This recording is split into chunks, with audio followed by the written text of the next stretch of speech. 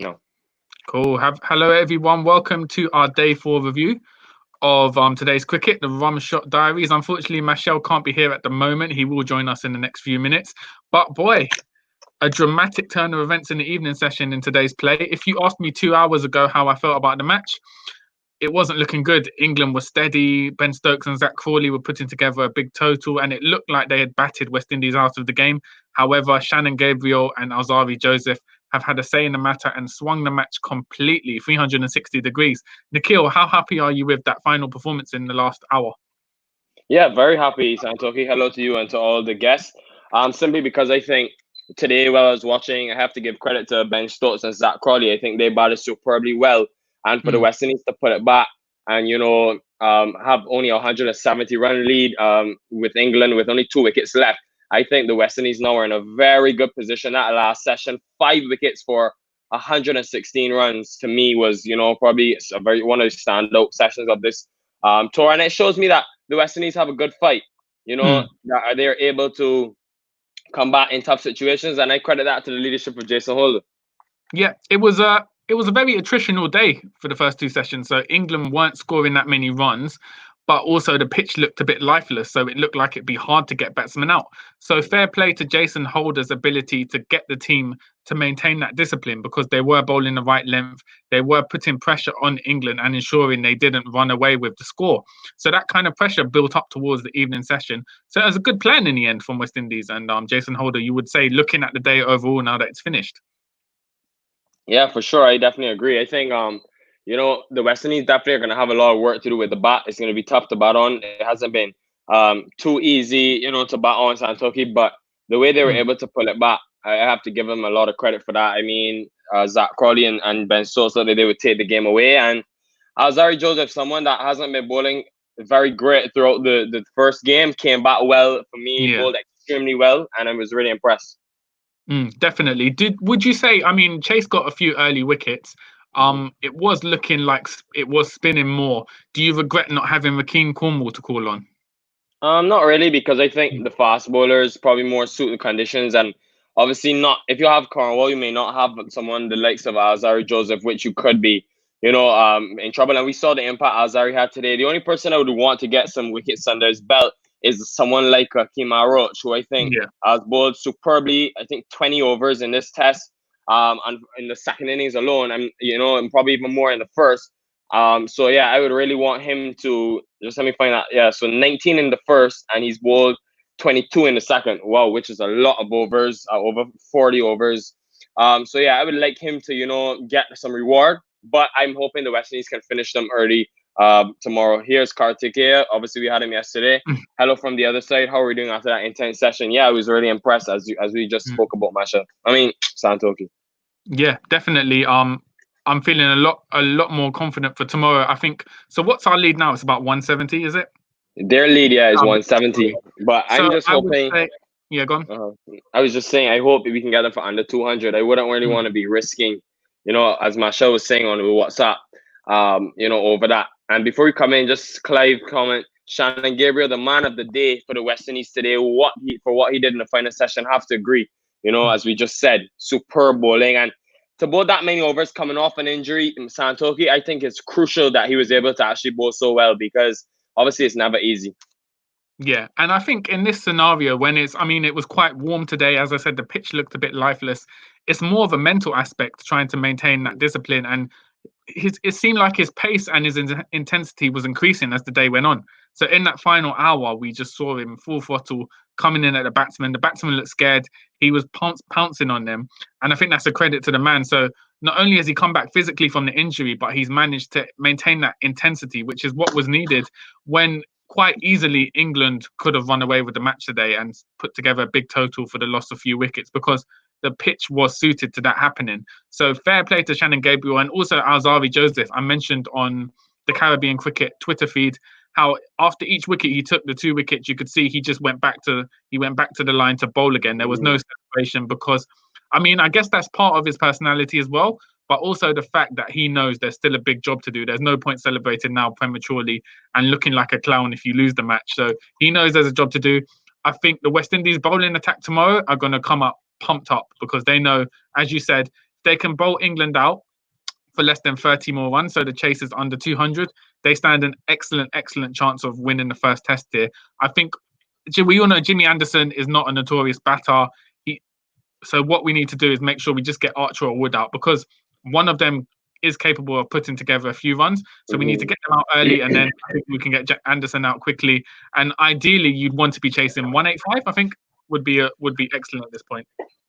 Yeah, I agree, but I just hope the West Indies batters are able to chase that. I think actually, I don't know. You can tell me how you feel. First of all, Renel's saying yesterday on the live, he was saying, or she was saying, that England will be bowled out for 180 to 210. So very good prediction by you. I'm hoping it's a bit less than that. Mashal is going to join us right now. Mashal, are you ready? Okay, not yet, obviously.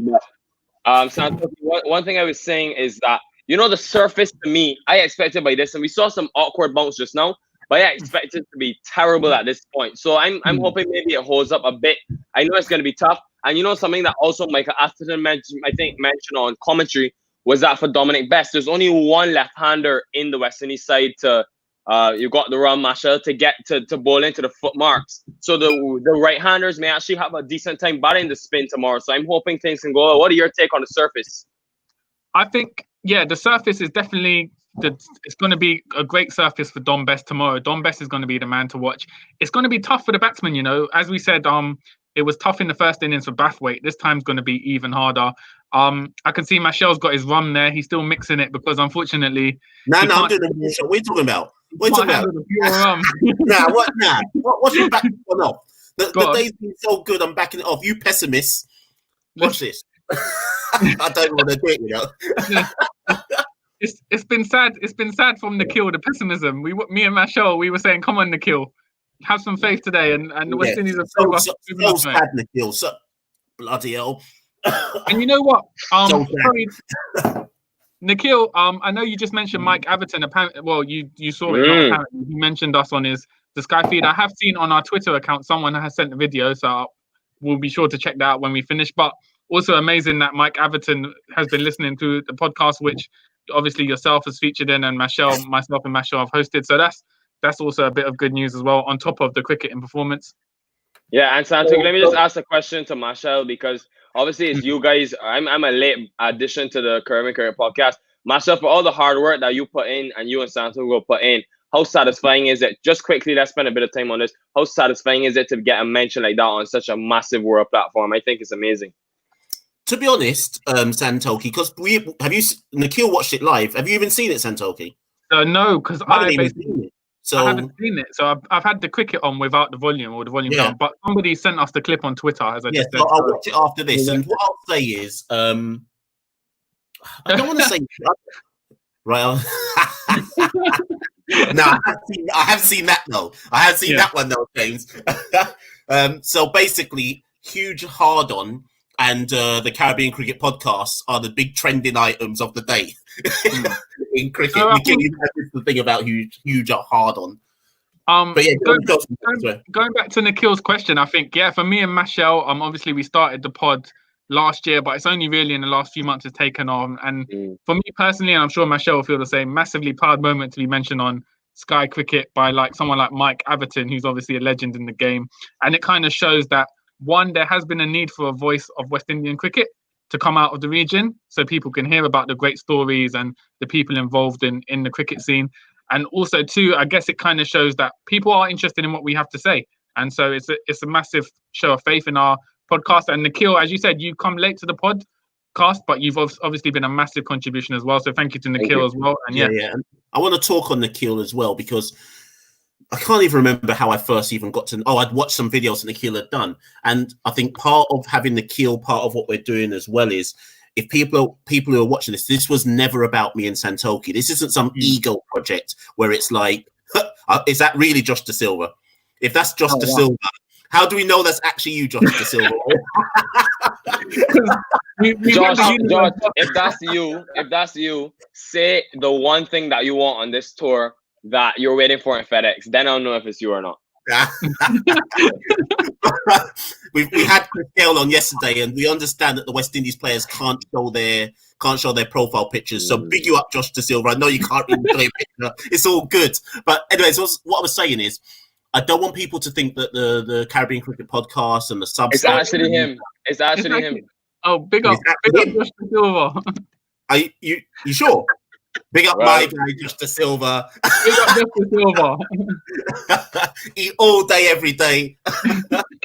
But no, I think it actually is him. Big up Josh De Silva. But what I was going to say, Nikhil, and for everyone who's listening, this isn't an ego project. It's not about Santoki or me wanting to be famous or putting ourselves above West Indies cricket. This was literally just about making sure there were diverse voices speaking about Caribbean cricket. There is a huge Caribbean diaspora in the UK, in America, and all over the world, but predominantly the UK and America. And we just felt that when we talk about West Indies cricket, everyone knows about the 80s into the early 90s, but there's a new breed of cricketer coming up in West Indies, and we just felt like they're not getting their due. The stories that need to be told in West Indies cricket aren't being aired properly, and that's why I reached out to Nikhil to be part of it, because it's, like I say, it's not me and Santoki, it's about just elevating voices who know what they're talking about. Nikhil is going to be talking cricket forever and ever, amen. And if I don't bring people like Nikhil in, who's bringing them in? I saw his talent, we recognized it, amplify the voices. So if you want part of this project, it's not even about us three. Like, if you've got something to say, big up people like Dave Windram, big up people like Luke Dunning, big up Static, loads of people who have sent articles in and said, well, you know what, I got this story to tell about West Indies cricket. So to me, this is like a media project. Just like airing the stories around West Indies cricket and letting people hear them. And yes, it's coincided with an England tour, but we would have done this irrespective of if there was an England tour or not. So yeah, big up Michael Atherton, big up Josh De Silva, big up everybody who's been supporting the project, and big up Indies cricket. Max, yeah, I was going to say, the question from Clive kind of goes again with what I was going to ask you.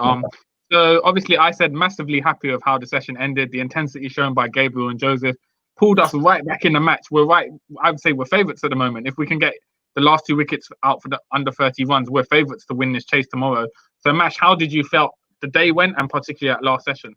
Yeah, so I was just on Guerrilla Cricket doing some comms for them, and I just said to them before I signed off that we're going to win. So Nikhil, you see, Nikhil, you think I'm a pessimist. It's not pessimism, Nikhil. Impossible. You did not say that. When I see a situation, I said it.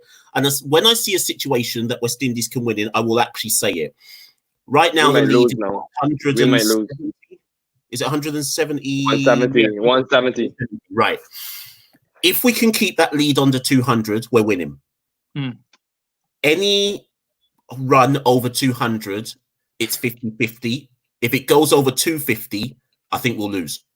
Yeah, I think over 250, Holder's not going to tell the team to go out for the win. It's going to be a blocker to try and defend, and that always ends up not working usually. So I think 200 realistic. We can go out. We have enough time, 90 overs in a day to chase that. And I was just telling Nikhil before he came on, Mashel, Jimmy Anderson, we know he can't bat. So it's really getting Wood or Archer out early tomorrow. Within the first 2-3 overs, get one of them out. And then, boy, match on. If we win, complete celebration tomorrow, guys, because it will be a massive win. Can I just raise one thing, though? And this is the only worry I've got, irrespective of the total that is set. And West Indies have not been... I'll come to that. We pulled up already. Okay. West Indies have not been in a situation like this in a long time. Now, let me explain what I mean by that situation. We're away from home. We're against a team that is ranked better than us and are better than us when they have all their players man for man. And we have a chance of going one up in a series. I couldn't tell you the last time West Indies were in that position, away from home against somebody ranked better than them. Okay? So it's not so much how much West Indies have to chase. There's a bit of history behind this. This is a Holder knows, and the team will know, they do this. They've really shown, wait a minute, we're better than just a promising side. We can actually do stuff. We can do bits. So it's a huge moment here for the side to believe that they're actually a good side. So it'll be, as Dave says here, it'll be nervy tomorrow, but nervy because of what they could achieve, not just to win the test match. Yeah. So, and I think we've got a question from Dave. I know because Nikhil has to go off in a few minutes, so we'll go through the questions quickly. Dave Windram has asked, obviously, Michelle, you wrote an article advocating 4-day tests. Are you still going behind that belief? This is a 4-day test. First day was only, 17 overs? True. To me, this is a 4-day test. And this would be over in 4 days. If the first day had happened, we'd be finishing today. Possibly. It's true. So, to me, this is a 4-day test. Yeah. But no, then again, if you had the first day, sunny conditions would be there, and maybe England would have got ball up for 200. But I mean, that's all hindsight. But what I'll say to that, Marshall, is I agree with you. I don't think, if we're able to put these teams like England in these sort of positions, I think, and that's all to one man alone. And actually, Ian Bishop referenced it on commentary. He said it's the discipline of Jason Holder. What the transformation he's done to this team has them buying in the unit. I can tell you, I've not watched as much West Indies cricket as y'all, obviously being a lot older than me. But in the past, when a team batting with Stokes, and there's actually a question about it, so we're gonna get to that. The partnership with Stokes and Crawley, when the West Indies usually would bowl to a partnership like that, you would just see them get battered. It would go on to 300, and that'll be it. The West Indies fought back and did not give up. When the second new ball came, they fought back, and now look at the situation. So I definitely seeing a lot of changes and good transformations in the squad. Yeah, sorry, go on, Santoli. I was just going to add on to that. I mentioned at the top of the show, when Crawley and Stokes were in, I was fearing the worst because we know what Stokes is capable of.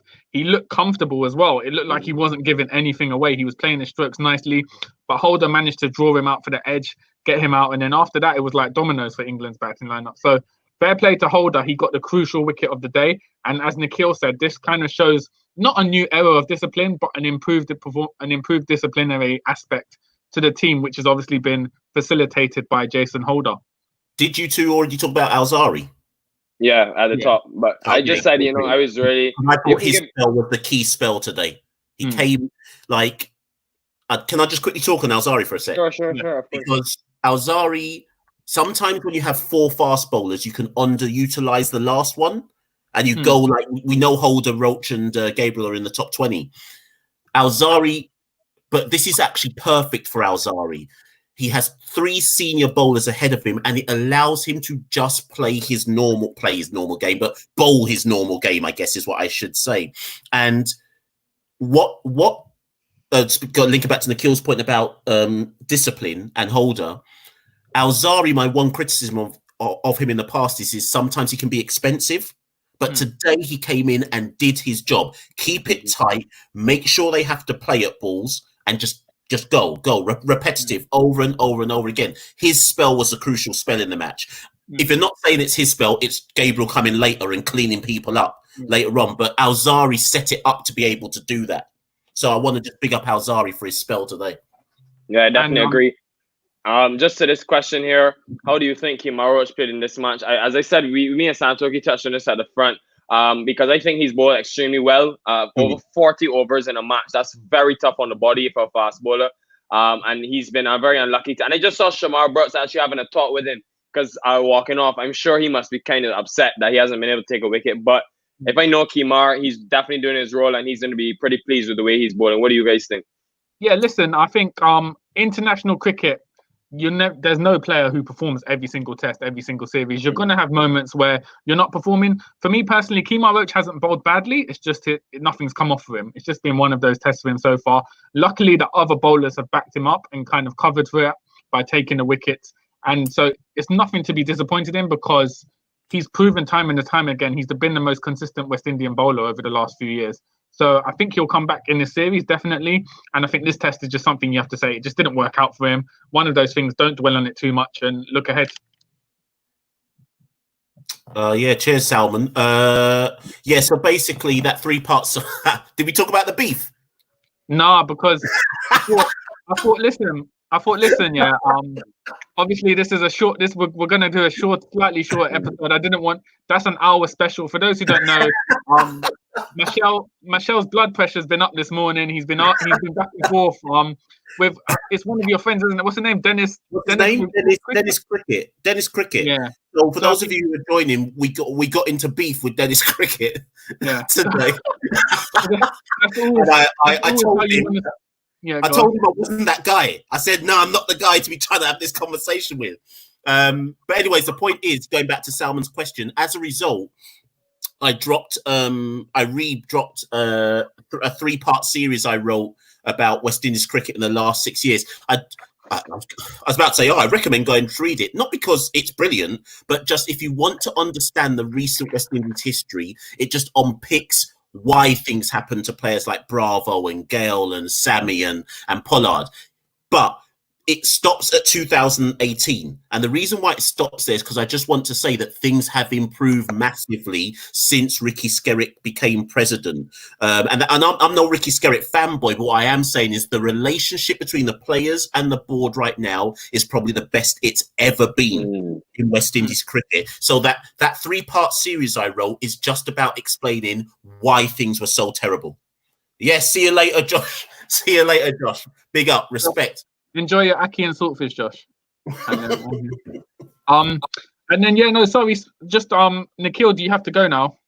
No, I'll stay for another 5 minutes. Okay, so not about West Indies cricket, but do you guys think that Windies has ended Denley's Test career? Obviously, Joe Denley hasn't had a great performance. With Joe Root coming in for the next Test, I would imagine it will be Denley getting dropped. Yeah, I think so. That's definite. After Crawley scored those runs today. Yeah. I actually like Denley. I don't think he's a bad player. I think there is definitely our equivalent of Denley in the team would be Shamar Brooks. There's every team needs that one player who occupies the ball, soaks up the ball. I mean, Craig does it at the top of the innings, but you need somebody in the middle as well who they're not pretty on the eye, but they're there to just make sure that the innings doesn't collapse. But England want better than that. So, who's J-Rod? Maybe Gerard. Is it Gerard Kimber? Maybe Gerard Kimber. Jared. Yeah, sorry, Jared. Jared Kimber wrote an article where he worked out that statistically speaking, 250 is a light barrier in a fourth innings chase. By light barrier, do you mean like it's difficult to get that? Yeah, I would imagine. Well, it's not impossible because obviously Shiv and Sarwan still hold the record for the most 4 innings chase. But I think, especially on this pitch, I think they said 200 was basically. Anything beyond 200 would be really, really tough, which I think we've kind of talked about anyway. This is an interesting take here in terms of dropping Butler. That's an option as well because Pope has the option of wicket keeping. I forgot about that. Yeah. Well, yeah, because people are saying, Denley's career's over. I think Butler's career might well be over. As a test player. Well. Put it this way, would you rather? Yes, Suzanne Belle. Who's this, Nikhil? Who's this? Is this a friend? Yeah, one of my mentors, actually. No, but she's right. Suzanne Belle, Nikhil is very talented and knowledgeable. You couldn't have made them. And you know what? You're right, Suzanne. No, I'm gonna have to disagree because Nikhil actually made a terrible decision in his life, and from an early age he decided to support Arsenal, and it's gonna come back tomorrow because obviously Arsenal are playing Tottenham. We're gonna smack you. So can everyone just pray for Nikhil's blood pressure tomorrow because if Arsenal lose and West Indies lose, we might never see him again on this pod. But yeah, other than that, no, I agree. Nikhil, very talented, knowledgeable, just great. Thank you very much. I appreciate the opportunity. If you're one, like say, repeat again, follow Nikhil on Twitter at Nick Utam, UTTAM. It's not about us following Nikhil. I'm telling you, this guy is going places. Watch him, follow him, everything. Thank you very much, Chris. I appreciate it. Also, for people who are watching, when this tour ends, we're not just stopping with the England tour. You can see behind Nikhil and what he's wearing a Barbados Tridents top. So just let people know, Nikhil, Barbados, Santoki, Amazon Warrior Chokers, and me, Jamaica Talawars. So when CPL starts, if you think we're going off at each other now, wait till CPL. It's going to get even worse. Ravi Shankar, how big a threat would Best be? I'm worried. I'm not going to lie. I'm worried. I'm less worried, though. As I was telling Santoki before, and actually Atherton referred to this, you know that we only have one left-hander in that will really have to deal with the foot marks. I think he's gonna get spin, but I think the surface is holding up better than I expected. So I'm waiting to see. I mean, Chase did look good at times today, a bit flat, but Best is obviously a little better. So I hope the West Indies can really grind him out tomorrow. Come tomorrow, and I feel already bad, guys. This is going a really good show, and me having to ruin it for y'all. That we have to end it early, but I'm sure we'll get to do something extended tomorrow, or we could, you know what I mean? Yeah. There'll always be opportunity. Do you wanna, let's end with this question then, because Nikhil's got to shoot. So, last tips. What tips do you guys have to deal with Campbell? Listen, Blackwood should just bat how he wants to bat. No, there, I'm saying it. What? You not saying? No. If he's chasing 200, I don't want him swiping. I want him trying to build a partnership. No, come on, Marshall. Be reasonable, man. If you don't want swiping, my Jamaican boys, I want them out there just licking 6 up. Nah. No, don't get me wrong. If we're 50 runs away from the total, and Campbell and Blackwood comes out, I don't mind him playing some shots. Get us closer there. But if we're in trouble, then no, he needs to look. He needs to prove himself. Yeah, that's true. It's true. I'm just gonna, since we're leaving now, I'm just gonna pull them up. There are more comments than questions, so we've been waiting to hear about that beef. The beef tomorrow. Yeah, the beef tomorrow. We've been in very good positions to win on last day before went touring, but have not capitalized. However, this is a disciplined team giving us hope this time around. I agree. Yeah. Everyone with half a brain has a beef with them. Just listen to that. Here, man. True. Just listen to the Edges and Sledges episode when he got really homophobic. Okay, well, I don't know too much about him. Pull that one already. Nikhil's sock puppet putting in a shift here. I don't know what that means. What the hell's sock puppet? I have no idea. Azari was excellent. I love it. Azari was excellent today. Is it still likely that Cornwall will be coming in for him in the next match? We address that one tomorrow at the end of the Yeah, I think so. Right, thank you very much. Give everyone a reason to jump in tomorrow, because we'll be talking about a lot of stuff tomorrow. So if you're here today, make sure you join tomorrow. I want to see what Blackwood does tomorrow, so I'm going to hold that one as well. Guys, quickly, as we finish every show, thank you so much for bearing with me today. It's just for familial reasons, nothing unimportant. Who's your player of the day? Just say the player. Let's just say since we did it yesterday, let's do that every day. Who's your player of the day, Santoki? Gabriel. Marshall? Alzari Joseph. Well, since you all picked them, I'll go with Jason Holt and his leadership. So thank you very much, guys, for watching. Sorry that it was such a short show today, but tomorrow is going to be special since we'll have a lot more time to break down the entire match. So thanks a lot, guys. Wicked. Peace.